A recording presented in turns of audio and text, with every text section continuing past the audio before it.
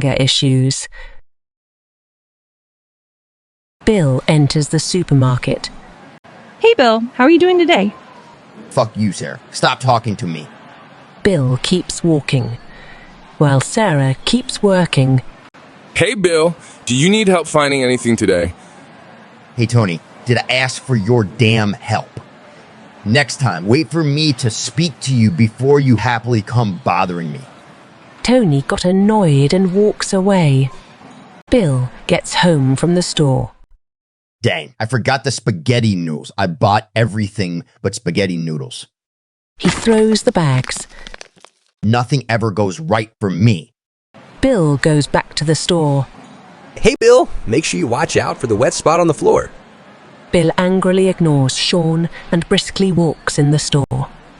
Ignores the caution wet sign and slips on the ground. Falls right on his butt and yells, Ouch! Why the hell is the floor wet?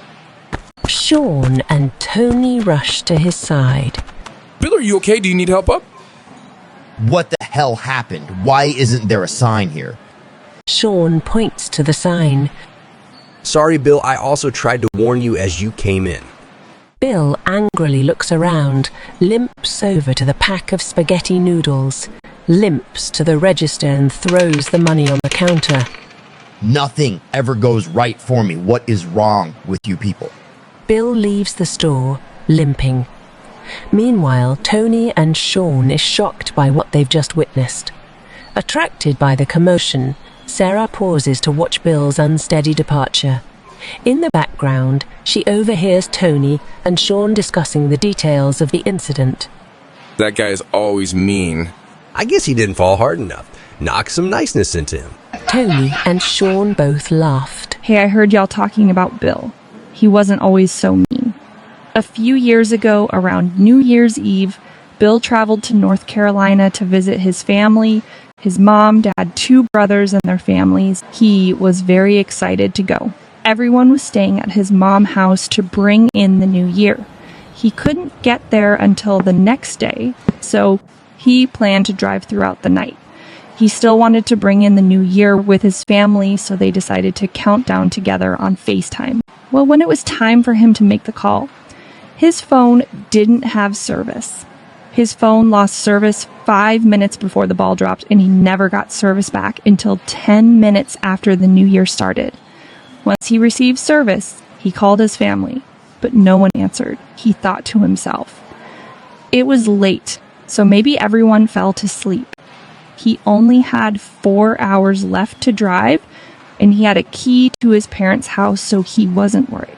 He arrived to his parents' house as he expected. Everyone was asleep. All of the adults had fell to sleep on the couch. He noticed his 2 nieces asleep in the guest room. He entered his old bedroom. It smelled kind of stale, so he opened both of his room windows, laid on the bed, and quickly fell to sleep. The next morning, he woke up around noon, but he noticed the house was still quiet. Known as the jokester of his family, he opened his room door and yelled Happy New Year's. But no one ever answered. He came out the room and found his mom, dad, 2 brothers, and their wives cold on the couch. He rushed to the guest room and found his nieces the same. He immediately ran out of the house and called 911. His entire family had died from carbon monoxide poisoning. The only reason he survived was because he opened both windows in his room. He wished he died with his family. Since then, he became another person, and he always says nothing ever goes right for me. I don't think he wants to be mean.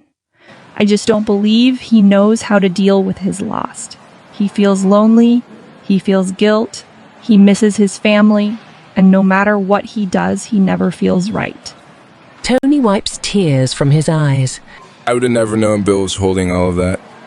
Is there anything we can do? I really don't know. I'm not a therapist, but as his friend, I just don't hold anything against him because I can't understand the pain he's going through. When my mom lost my dad a few years ago, my aunt got her a dog. It definitely helped with her grief process. I may have the perfect dog for Bill, There's a 6-month-old puppy in our neighborhood. His mom was hit by a car a few weeks ago, and now the puppy won't let anyone get close to it. Maybe Bill and the puppy need each other. Great idea, Tony. But how are we going to get Bill to your neighborhood? Leave that to me. I'll have Bill meet me at your house. Believe it or not, Bill really is a nice guy. I'll just ask him for a ride. He'll fuss, but he'll come. The next day, Sarah, Sean, and Tony put their plan into motion. Everyone met at Tony's house. Tony showed Sarah and Sean where the puppy was hiding. Sarah called Bill. Hey, Bill, I hate to be a burden, but my car broke down on Cherry LN, and I don't have anyone else to call. Can you pick me up, please? What? Why don't you call Uber? Do I look like a taxi to you? Please, Bill, I don't have much money. I'm on my way. Bill hangs up. 10 minutes later, Bill pulls up. Come on, get in the car. I don't have all day. Bill, there's a puppy trap behind the shed over there. His mom was hit by a car a few weeks ago, and the puppy won't come out. It's rarely eating. Call animal control. What do you want me to do? As soon as Bill said this, the puppy came running from behind the shed, scared.